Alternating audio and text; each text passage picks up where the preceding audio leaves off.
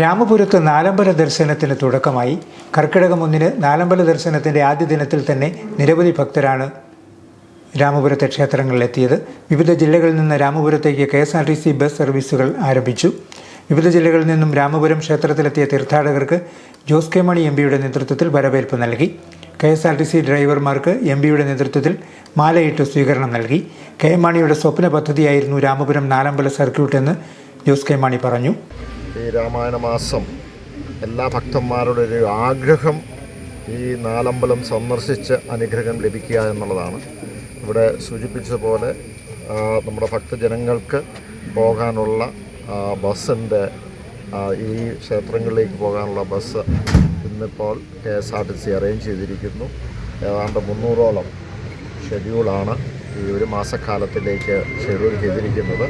ഇപ്പോൾ തന്നെ 4 ബസ്സുകൾ വന്നു കഴിഞ്ഞു.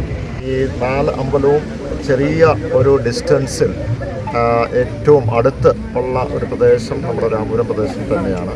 അത് ഈ കേരള സംസ്ഥാനത്ത് ഏറ്റവും കൂടുതൽ സൗകര്യങ്ങൾ നമുക്ക് കമ്മ്യൂണിറ്റീസ് ഏറ്റവും കൂടുതലുള്ളത് ഈ 4 ക്ഷേത്രങ്ങളുമായി ബന്ധപ്പെട്ടാണ്.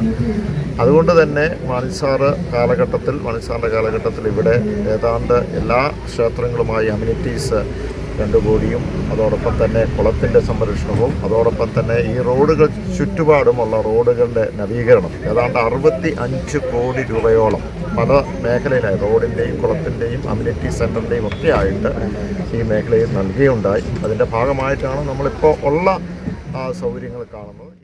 രാമപുരത്ത് കൂടുതൽ വികസന പ്രവർത്തനങ്ങൾക്ക് നേതൃത്വം നൽകുമെന്നും അമനകര ഭരതസ്വാമി ക്ഷേത്രത്തിൽ പുതിയ ഹൈമാക്സ് ലൈറ്റ് അനുവദിച്ചതായും ജോസ് കെ മാണി പറഞ്ഞു. രാമപുരത്ത് ശ്രീരാമസ്വാമി ക്ഷേത്രത്തിലും കൂടപ്പുലം ശ്രീ ലക്ഷ്മണസ്വാമി ക്ഷേത്രത്തിലും അമനകര ശ്രീ ഭരതസ്വാമി ക്ഷേത്രത്തിലും മേതിരി ശ്രീ ശത്രുഘ്നസ്വാമി ക്ഷേത്രത്തിലും രാവിലെ മുതൽ തന്നെ തീർത്ഥാടകരുടെ തിരക്ക് അനുഭവപ്പെട്ടിരുന്നു. തീർത്ഥാടകർക്കായി രാമപുരത്തെ നാലമ്പലങ്ങളിൽ വിപുലമായ സൗകര്യങ്ങളാണ് ഏർപ്പെടുത്തിയിരിക്കുന്നത്.